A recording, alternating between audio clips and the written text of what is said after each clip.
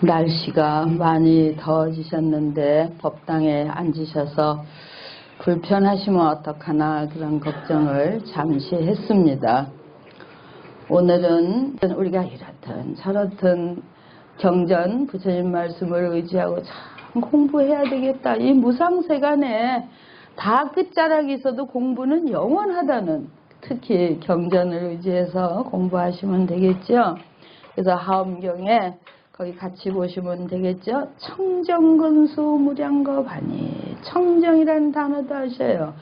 근수는 부지런히 수행하는 것, 청정근수예요. 부지런히 잘 닦아요. 무량겁은 영원한 시간을 무량겁이라고 그래요.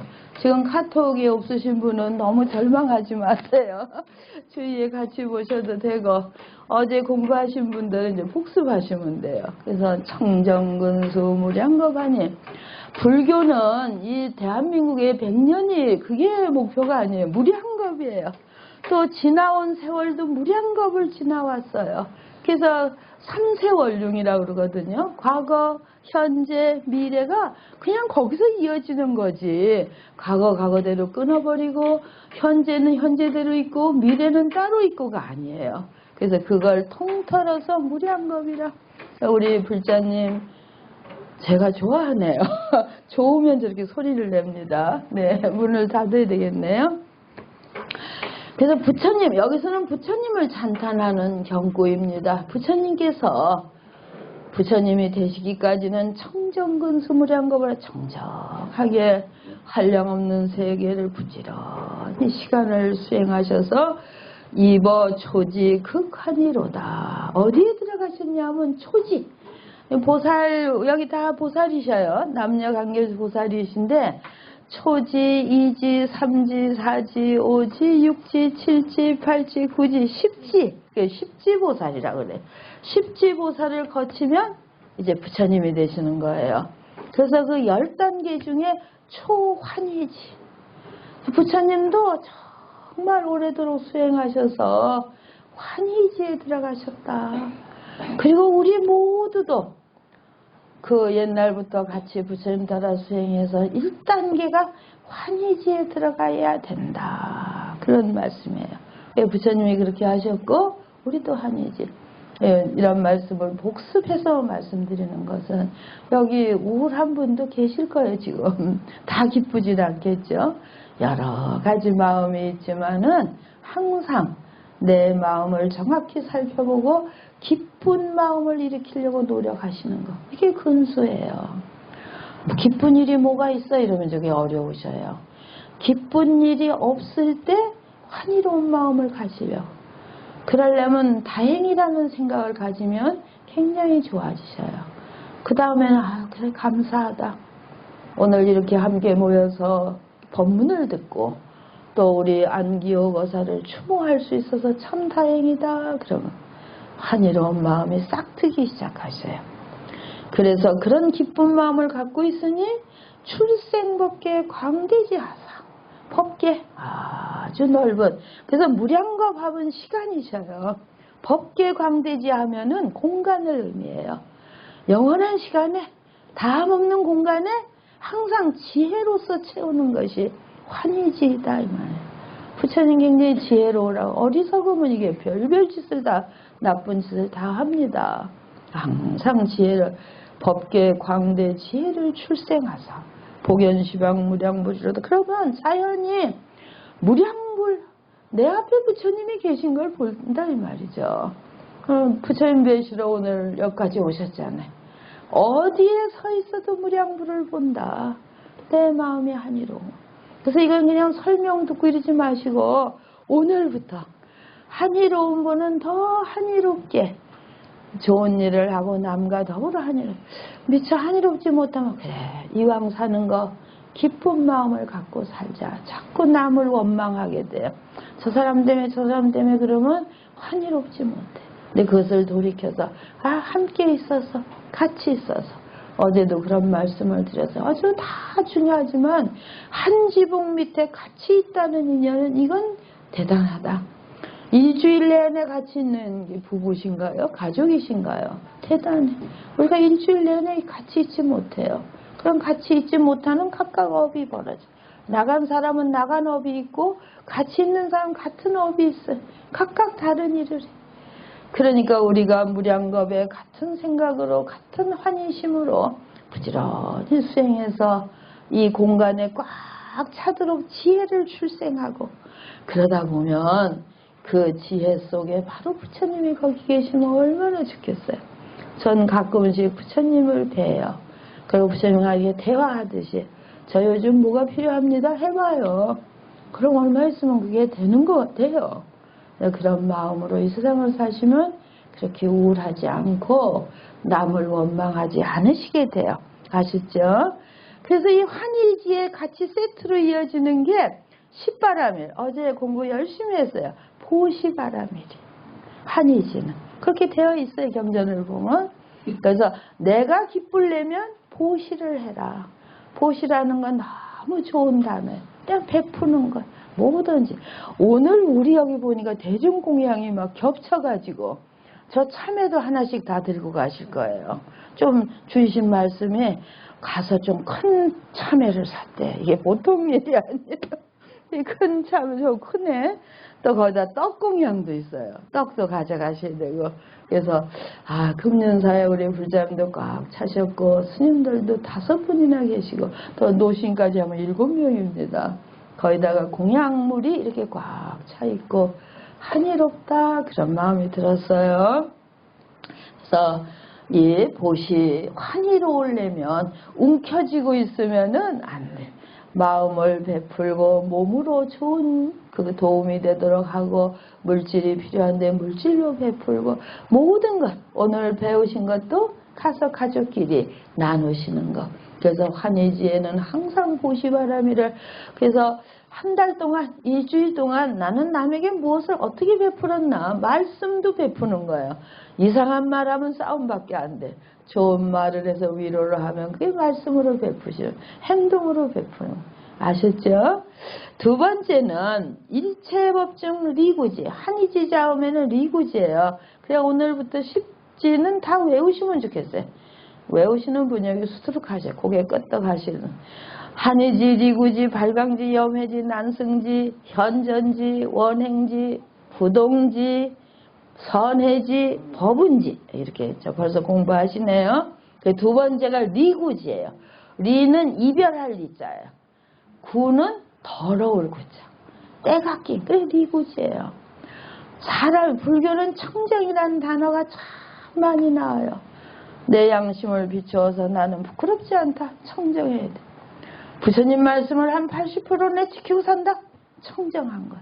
그래서 자기 자신을 봐서 자만하는 것이 아니라 나 이 정도 하고 있어. 이렇게 하실 수 있는 게 청정이에요. 그래서 아까도 청정근수가 나왔죠. 리구가 청정하다는 더러움이 없는 거. 등중생수 지정계하니 등중생수만큼 청정지정계 깨끗한 계율을 가지는 지킬 걸 많이 지키시잖아요. 불자님들은 5개 8간제계를 지키고 사셔요. 거의 함부로 남의 생명 죽이지 않으시고 남인 거 훔치지 않으시고 거짓말 안 하시고 5개는 거의 하죠. 술 잡수는 건 모르겠어요. 그건 술은 내가 쫓아다니면서 붓질 않아서 거짓말을 안 하실 거고 그리고 저기 보시 저기 뭐야 네 아시죠? 그리고 5개를 지키려고 노력하시오. 그래서 등중생수는 뭐야? 중생 숫자만큼은 제일 많은 숫자예요. 이 세계 지구상의 중생이 얼마나 많아요. 또 넘어서 어디도 생명이 있다고 하잖아요. 중생수만큼 많은 지정계는 맑은 계율을 잘 간직한다.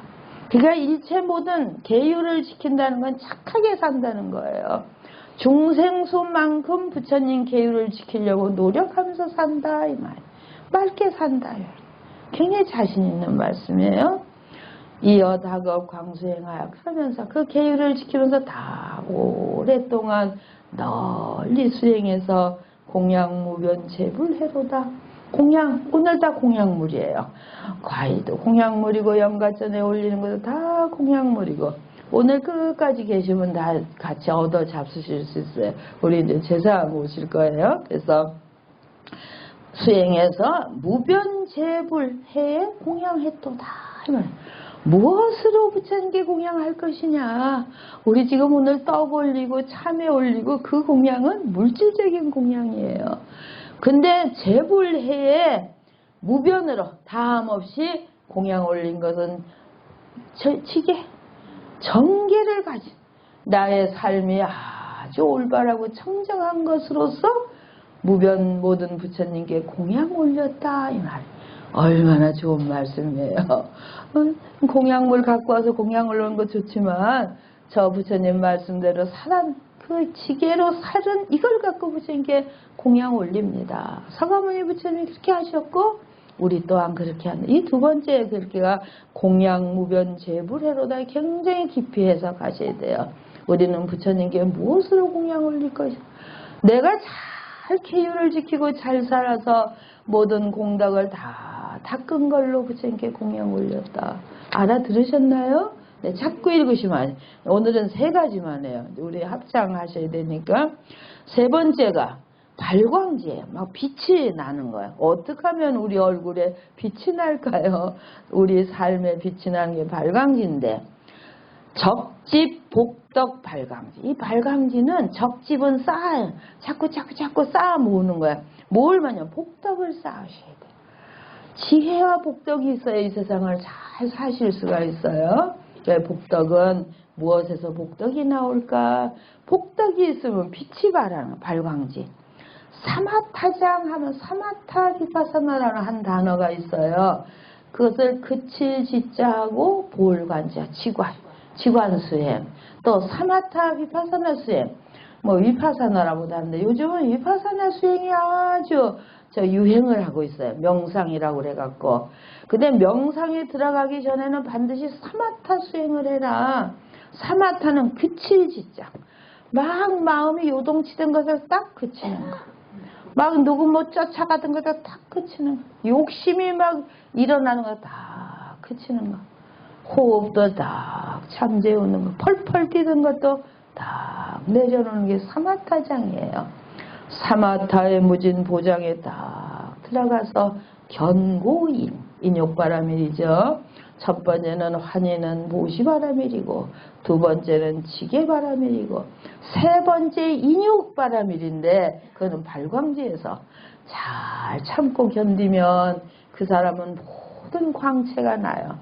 남의 말 듣고 참지 못해서 막 같이 싸워버리면 무슨 광채가 나겠어요. 꼴이 자꾸 이상해지죠. 그래서 딱 안으로 견디고 참고 그래서 호흡을 그치고 사마타장에 들어가는 지의 수행에 들어가는 위파사나만 강조하기 때문에 사마타 수행이 지금 요즘 잘 모르시는데 우리 금륜사 불자는 치관 수행이다. 한문으로.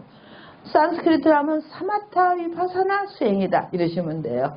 그래서 위파사나에 들어가려면 반드시 그 앞에 사마타장에 들어가시라. 이 장자는 모든 것을 안으로 간직한다는 뜻이에요. 뭐 냉장고 안에 꽉 들어있고 금고 안에 그게 장자예요. 내 속이 텅텅 비면은 뭘 갖고 사시겠어요.